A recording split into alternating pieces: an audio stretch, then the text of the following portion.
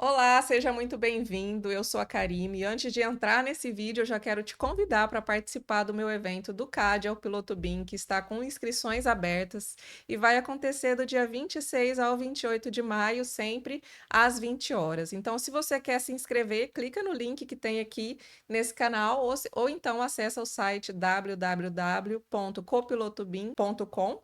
Faça a sua inscrição, porque nesse evento a gente vai construir juntos um projeto piloto através de um projeto CAD e eu vou te fornecer template básico, biblioteca paramétrica e um método para a gente desenvolver juntos esse projeto. Então, se você está interessado, já clica logo no link e se inscreve, que as vagas são limitadas. Então, te vejo lá.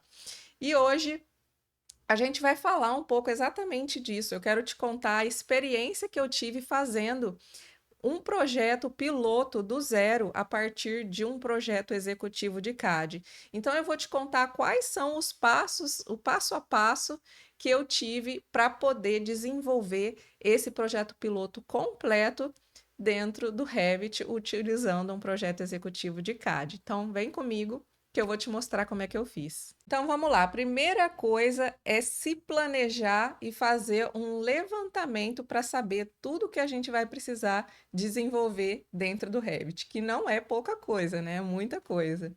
Mas vamos lá. Eu vou mostrar aqui para você o projeto. A gente tem aqui esse projeto, essa parte aqui de arquitetura. Então aqui eu começo com fundação, depois vem o planta baixa, planta do segundo pavimento, tem aqui planta de cobertura, lajes, cortes e elevações, né? As elevações aqui. Então, o que que eu fiz? Primeiro, eu comecei a observar nas minhas plantas baixas o que que eu precisaria representar. Então, aí eu abri um arquivo aqui de Word e vim fazendo uma lista. Então, aqui, ó, levantamento de elementos no projeto DWG de arquitetura. Então, quais as paredes eu utilizei nesse projeto? Então, eu ia lá e verificava quais são as paredes que eu criei aqui nesse projeto. Aqui eu tenho uma parede externa, que é uma parede que está em cinza escuro, mais grossa, e tenho uma parede que é uma parede cinza mais clara. E quais são as espessuras dessas paredes? Aí eu vim aqui e colocava que eu tenho alvenaria de 22, que é uma alvenaria externa, e tenho uma alvenaria interna, que é uma alvenaria de 17. Os revestimentos dessas paredes seria pintura interna, de repente do lado externo seria um revestimento ou pintura também. De repente eu tinha revestimento de pedra. Então eu ia fazendo esse levantamento e ia listando aqui quais os tipos de parede que eu utilizei no projeto. A mesma coisa para pisos. Então, quais os pisos que eu utilizei aqui nesse projeto? Então, eu tinha piso cimentado, porcelanato, cerâmico, laminado de madeira, pedras, bordas de piscina, e tinha até um piso que eu criei para fazer a água da piscina. Então, dentro desses pisos, o que também que foi levantado? O padrão de preenchimento, que no caso no Revit a gente chama padrão de preenchimento, mas no AutoCAD é a famosa achura, né? Então aqui eu tinha a achura de pedra, ó, tá vendo que a gente aqui viu que a gente tinha pedra aqui na área externa, que eu tinha grama aqui na parte de jardim. Então tudo isso foi levantado antes de ser desenvolvido dentro do Revit. Então, materiais, quais materiais que foram usados? Eu usei alumínio, usei tecido, usei madeira, pintura bege, pintura preta, então vários tipos de materiais. E por que que eu estou levantando tudo isso? Porque tudo isso precisa estar no meu template na hora de desenvolver o projeto. Que mais que eu tinha aqui, ó? Tinha simbologias. Então, o que que eu fiz? Eu vim aqui no meu projeto e levantei quais são as simbologias que foram utilizadas aqui no meu projeto. Eu utilizei símbolo de norte, símbolo de corte, símbolos de elevação, vários tipos de simbologias, que no caso, as simbologias que vêm por padrão no Revit que é um padrão americano, ela não é um padrão assim que a gente utiliza no Brasil. Então, todas essas simbologias deveriam ser editadas para eu poder criar esse projeto. Se você não faz a menor ideia de como se cria uma simbologia, de como se trabalha as espessuras de linha, que é outra coisa que foi levantado aqui também, por exemplo, aqui nas paredes, ó.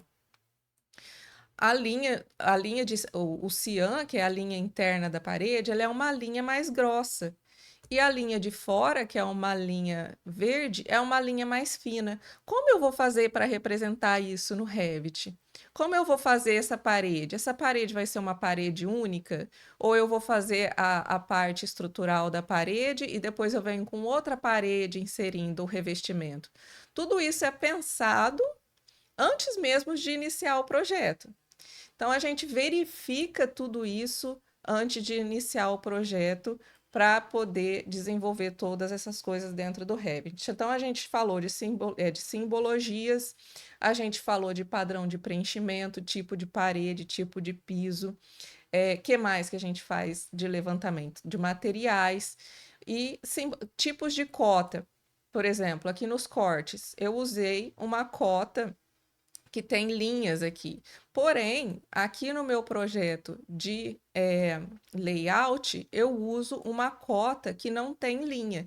Então, eu preciso saber que eu preciso ter pelo menos 2 tipos de cota no meu template. Uma cota sem linha e uma cota com linha para poder desenvolver esse projeto.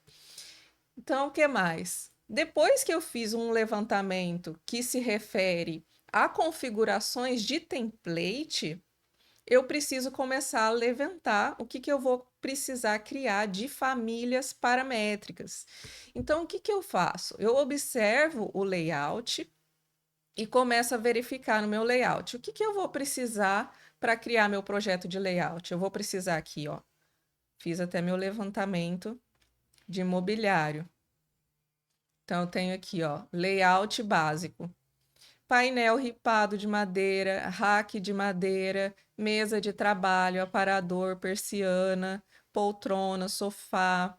Tudo isso eu vou precisar criar para poder desenvolver esse projeto daqui do AutoCAD, né? Então vamos lá. Eu vou precisar então de uma mesa que tenha essa quantidade de cadeiras, um sofá de 3 lugares, de 2 lugares. Eu vou precisar de rack, de TV, mesa lateral. Então, tudo isso aqui eu vou precisar na hora de desenvolver meu projeto. Então, tudo isso está na minha lista, vai ter que ser desenvolvido. Ai, Karime, mas eu não faço a menor ideia de como se cria uma biblioteca, um móvel paramétrico. Tem aqui no meu canal. Só você procurar aqui que você vai achar como configura a simbologia, você vai achar como configura espessura de linha, você vai encontrar biblioteca, como cria uma biblioteca paramétrica. Eu tenho aqui ensinando como faz hack. Então, se você fizer uma busca aqui no meu canal, você vai encontrar tudo aí para te ajudar. E não se esquece, se você quer desenvolver junto comigo um projeto piloto, se inscreve, porque as inscrições estão abertas e vai ser do dia 26 ao dia 28. E com esse template que eu vou te fornecer, você já vai ter um template que tem espessura de linha configurada, que tem as simbologias no padrão brasileiro, que tem biblioteca paramétrica já, sofazinho bonitinho para você desenvolver seus projetos. Então não perde essa chance, porque eu não sei depois quando eu vou fazer abrir inscrições para desse evento do CAD ao piloto BIM novamente. Então, vamos lá. Depois que eu fiz o levantamento, é hora de começar a desenvolver tudo isso. Só que aí, outra coisa que eu preciso levantar também, por exemplo, aqui eu tenho portas, janelas, mobiliários. No meu AutoCAD, eu vejo quais tabelas eu tenho criadas aqui. Eu tenho aqui, ó, tabela de portas. Quais os parâmetros que eu preciso para criar essa tabela? Então, na tabela de portas, eu preciso de um parâmetro que me diga se essa porta é de madeira ou de alumínio. Tá vendo que eu tenho aqui, ó, parâmetro madeira, alumínio, vitroso e janelas. Eu preciso de um parâmetro que indique para mim qual é o código dessa porta Eu preciso de parâmetro para a dimensão da porta, tanto largura quanto altura. Eu preciso de parâmetro de quantidade e descrição dessa porta. Então, para gerar um quantitativo, eu vou precisar que essa porta tenha todas essas informações que tem aqui. E o que que acontece quando você cria parâmetros para inserir dentro das famílias? Esses parâmetros, eles são chamados parâmetros compartilhados, ou seja, quando você cria um parâmetro dentro do Revit, ele fica salvo em um arquivo que está salvo na sua máquina. Esse parâmetro, por exemplo, eu criei um parâmetro aqui, ó, material da porta. Esse parâmetro que eu criei para inserir nas minhas portas, que é chamado material da porta, ele tem que ser o mesmo parâmetro que eu vou inserir na minha tabela, o mesmo parâmetro que eu vou inserir nas minhas tags. Se eu for inserir uma tag de porta que contém o material da porta, tem que ser o mesmo. E não dá para eu usar parâmetros diferentes, porque isso dá inconsistência no projeto. Então, se eu criei um parâmetro que chama material da porta, esse mesmo parâmetro vai ser inserido na tag e esse mesmo parâmetro vai ser inserido na tabela. Então, o que mais que eu preciso fazer no meu levantamento? Levantar os parâmetros que tem que ter dentro das famílias. Por exemplo, eu tenho parâmetros aqui, tipo outros parâmetros, parâmetros além do que necessário. Parâmetros de data de garantia, parâmetro de expectativa de vida, parâmetro de dados do fornecedor daquele mobiliário, por exemplo, qual que é o nome, o endereço, o telefone, o e-mail desse fornecedor. Para quê? Para que o seu modelo seja um banco de dados independente se você vai só entregar esse projeto executivo e depois não vai abrir esse projeto mais. O legal é que você tem esse banco de dados, porque você pode usar esse modelo por muito tempo, até depois da obra, no pós-obra, para manutenção desse modelo, para manutenção da sua obra. Então, você pode utilizar isso como um banco de dados, porque como você tem um modelo de informação, toda a informação referente àquele projeto você pode inserir dentro da sua biblioteca. Então, por que não inserir? Entendeu? Se você tem essa possibilidade de inserir informação, insere informação. Isso pode te ajudar depois num pós-obra ou depois em outro projeto. De repente você vai criar um outro projeto, você pode usar esse projeto para verificar tudo que você usou nele para poder usar no outro projeto, como banco de dados. Então, sempre bom ter toda a informação que foi usada para criar esse projeto. Então vamos lá, vamos começar falando com relação ao template. Então o template, ele é uma outra extensão de arquivo, ele não é um projeto, né? Ele é um arquivo de template, ele tem extensão RTE. E quando você vem aqui, ó, em novo, ao invés de você criar um novo projeto, você cria um novo modelo de projeto. Então o modelo de projeto, ele é o template. Aqui, nesse template, você vai configurar as espessuras de linha, vai criar as paredes que você precisa. Tudo aquilo que a gente levantou do CAD, a gente vai configurar aqui dentro desse modelo de projeto. Aí, como eu faço isso? Eu costumo fazer, assim, tudo separadinho, listado. Então, quais os tipos de linha que eu vou precisar ter para poder criar esse projeto na representação que eu usei no meu AutoCAD. Eu usei linha tracejada, eu usei linha de eixos, eu usei linhas de espessuras diferentes, linhas, todo tipo de linha eu vou criar aqui, ó, linha de revisão, tá vendo? Todo tipo de linha que eu preciso criar para esse projeto, eu vou listar aqui, vou criar um pedaço dessa linha, vou escrever o nome de que tipo de linha que é essa e vou criar tudo aqui separadinho. Para quê? Para que eu não me perca. Organização é tudo, se organiza. E os tipos de texto? Qual o tipo de texto que eu tenho criado aqui para o meu projeto? Desde um texto bem pequenininho de 0,75 até um texto bem grande de 7 milímetros. Então, eu crio todos os tipos de texto. Ah, Karime, mas eu não sei fazer nem tipo de linha, nem tipo de texto. Gente, muito simples. Você vem aqui em gerenciar, configurações adicionais. Aqui eu tenho, ó, estilos de linha, espessuras de linha, padrões de linha. Então, aqui, por exemplo, as espessuras de linha. Todas as espessuras de linha eu tenho referente a cada escala. Então, aqui, ó, por exemplo, eu posso escolher espessuras 1. No padrão, na escala 1 para 50, eu tenho uma espessura de 0,07 milímetros. Então, ali eu posso fazer toda a minha configuração gráfica. De novo, se você quer ter uma aprofundação maior aí no seu entendimento das espessuras de linha, assiste lá um outro vídeo meu que eu gravei há muito tempo atrás falando das espessuras de linha. Procura aí lá atrás no meu canal.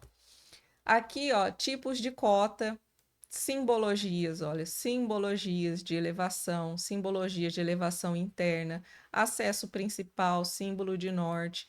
Então, aqui a gente desenvolve todas as simbologias que foram criadas para desenvolver esse projeto. Ó, elevação, elevação em corte, elevação em planta. Aqui já vem, ó, identificadores. Quais os identificadores que eu usei? Identificador de porta, identificador de janela, identificador de mobiliário, identificador de vaso, de elementos sanitários, de laje, então, de telhado. Todos os identificadores foram criados aqui. E os tipos de parede? Todos os tipos de parede, nomenclatura de parede, identificador de parede. Lista tudo e coloca em colunas. Coloca a tag da representação. No seu projeto, tem lá a representação, a identificação daquele elemento, cria uma tag e coloca essa tag para ela funcionar de forma automática. Jamais usa o Revit da mesma forma que você usa o AutoCAD, de inserir texto e escrever a identificação daquela coisa em texto. Jamais. Isso é processo manual, é processo repetitivo que a gente fazia antes no AutoCAD e que já hoje não é mais necessário quando a gente usa Revit. No Revit, a gente usa tag, que é ele puxa a informação do elemento, ele é um parâmetro inteligente que ele vai puxar do seu elemento e vai identificar todos os elementos que contém aquele parâmetro. Então, não precisa escrever nada manual. Isso aqui é tudo parâmetro inteligente que a gente identifica. Por exemplo, ó, deck de madeira, grama. Isso aqui é tudo informação. Os pisos que eu criei, ó, o piso com achura de tela, com padrão de preenchimento de pedra, com padrão de laminado. Então, criei todos os pisos que eu ia precisar, o forro, cobertura, telhas de fibrocimento, telha cerâmica, criei todos os materiais para aquele projeto e fui desenvolvendo. No final, eu criei um projetinho aqui para ver como ficou essa representação gráfica, né? O que é legal eu fazer é eu pegar, ver aqui como ela fica em linha oculta, para observar se não tem nenhum mobiliário aqui que está com cor aparecendo em linha oculta. Porque às vezes você traz outros blocos de outros softwares. Geralmente, quando você importa do AutoCAD, do SketchUp, ele vem cheio de linha, vem com textura, vem colorido. Aí, quando você coloca aqui em linha oculta, ele não fica legal. Então, fica atento na representação gráfica do seu projeto. É isso que vai fazer o seu projeto ser um projeto profissional. É a representação gráfica dele. Observa a espessura de linha. Olha a espessura de linha aqui da minha parede. Eu tenho a parte estrutural da parede, ela tem uma espessura muito mais grossa que a espessura do revestimento aqui do lado de fora. E o meu mobiliário, qual que é a espessura? É uma espessura bem fininha, de 0,1 milímetros. Aí o revestimento. O revestimento, ele é bem fininho também, mas ele é um tom acinzentado, que é para destacar o meu mobiliário. Então, tudo isso, toda essa configuração gráfica é que vai fazer com que o seu projeto seja bonito aos olhos, né? Seja uma representação profissional. Agora vamos falar um pouco sobre biblioteca, né? Paramétrica. Então, o que que eu faço quando eu crio uma biblioteca paramétrica? Eu procuro ser o mais inteligente possível na hora de criar a biblioteca, para que na hora que eu estiver desenvolvendo esse projeto eu não perca tempo. Tempo é tudo, tempo é dinheiro. Então, o que que eu faço? Por exemplo, eu tenho aqui, ó, um sofá de 2 lugares. Tenho esse sofá aqui de 2 lugares. O que que eu faço para ser mais produtivo na hora de estar criando esse sofá? Esse mesmo sofá, ele pode ser de 2 lugares, mas ele pode ser de 3 lugares e ele pode ser de 4 lugares. Eu posso vir aqui nesse sofá e eu posso modificar a largura, a altura, a profundidade. E se eu quiser aumentar a quantidade de assentos, eu posso criar também um sofá de 5 lugares, de 6 lugares, independente da quantidade de lugares que eu quero criar. Eu posso usar a mesma família de sofá de 2 lugares que eu criei e criar diversos outros tipos de sofá. A mesma coisa vale para a mesa, ó. Eu tenho aqui uma mesa de quantos lugares tem aqui? 6 lugares, né? Essa mesma mesa de 6 lugares, eu posso transformar essa mesa em 8 lugares, de repente 10 lugares, de repente 12 lugares, 16 lugares. Então, as famílias que eu costumo criar, eu costumo fazer elas serem bem inteligentes para que uma família só carregada no meu projeto possa servir para o meu projeto em várias condições no meu projeto, em vários tipos de situações. Então, você sabe que essas famílias paramétricas, elas podem ser famílias que são pesadas no template. Então, sempre que você abre o projeto, pode demorar um pouco. Se o seu projeto começar a ficar muito grande, dependendo da quantidade de famílias que você tem carregado no seu projeto, pode começar a travar seu projeto. Então, o ideal é que você tenha o menos de famílias possível carregado no seu projeto. Então, essas famílias, por exemplo, essa família de mesa é uma família só, mas que eu posso usar em diversas situações. Outra coisa aqui que eu queria mostrar para vocês é também a questão de cubas, por exemplo.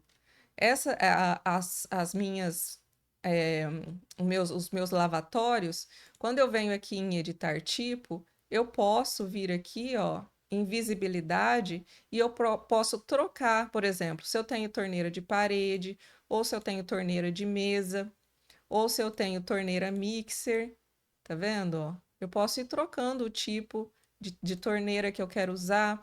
Eu posso trocar se ele tem frontão, se ele tem saia lateral.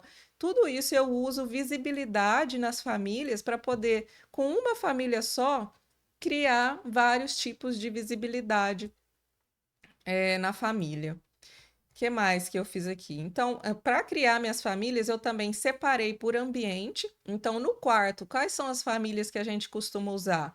Ah, eu uso cortina, eu uso guarda-roupa, eu uso cama de casal, cama de solteiro, de repente eu uso uma poltroninha com uma mesinha do lado, um tapete, ou uma mesinha de escritório. Então, tudo que eu posso usar dentro do quarto está separado aqui.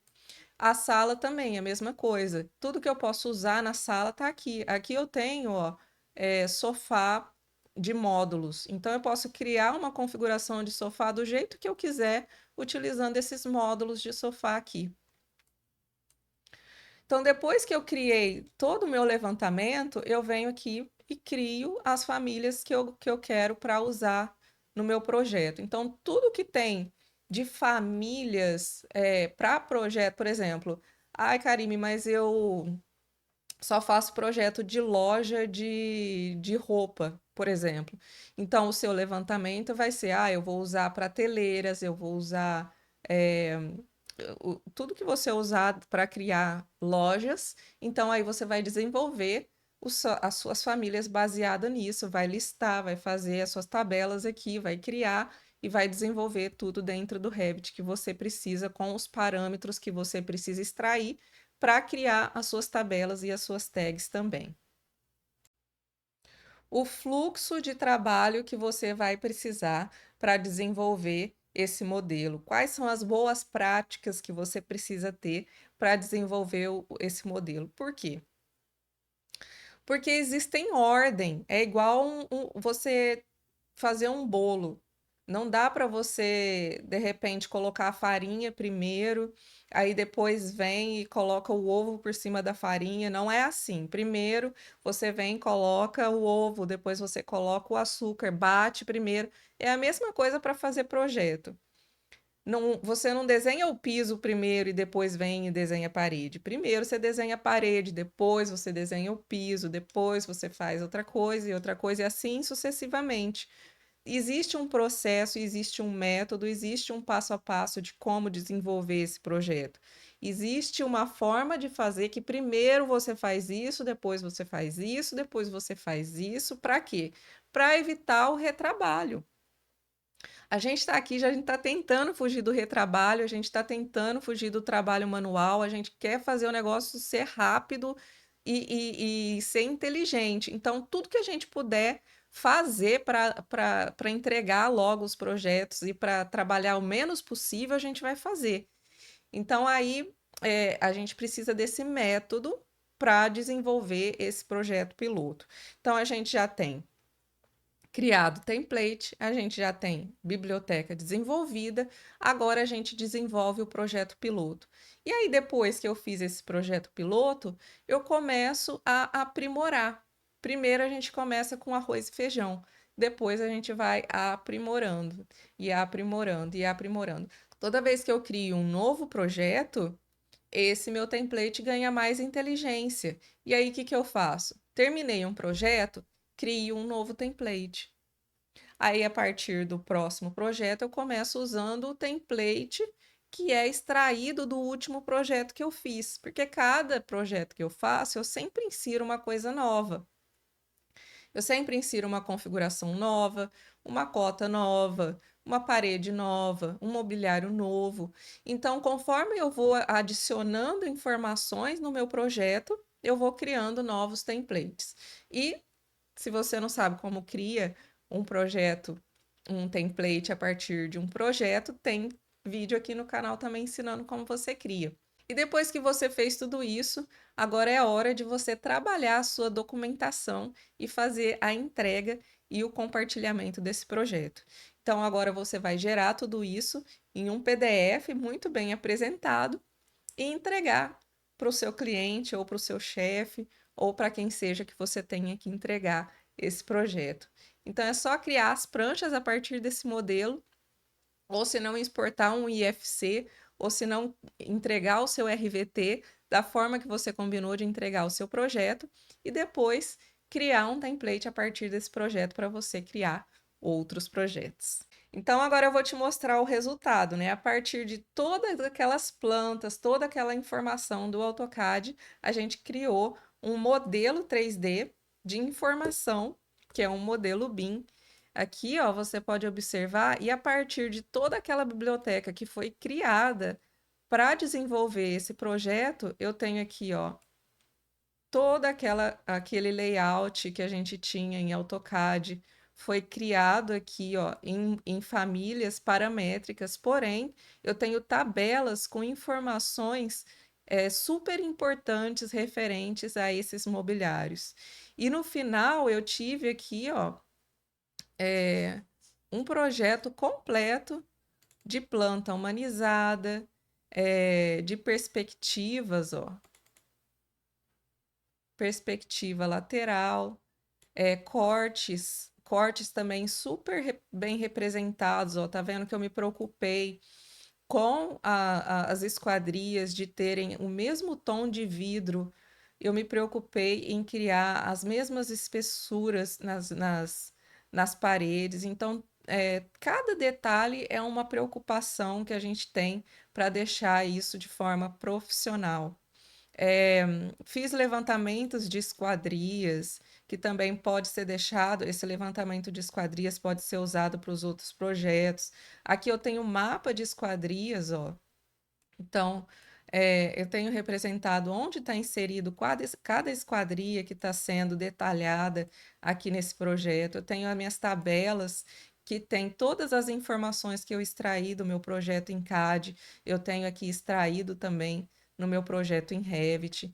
Então, tudo foi representado exatamente como estava no CAD, mas agora com muito mais informação e muito mais detalhe para esse projeto. E a partir disso, agora também eu vou poder construir meus modelos de forma muito mais rápida, com muito mais inteligência e usar todo esse mobiliário que eu criei, usar todo esse template configurado nos meus próximos projetos. Se você seguir esses passos, você vai transformar completamente o seu fluxo de trabalho.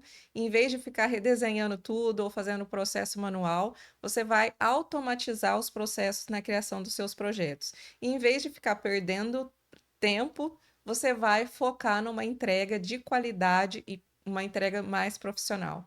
Então, se você gostou desse conteúdo, dá um like, compartilha com seu amigo e não esquece de fazer sua inscrição para participar do evento do CAD ao Piloto BIM. Te vejo no próximo vídeo.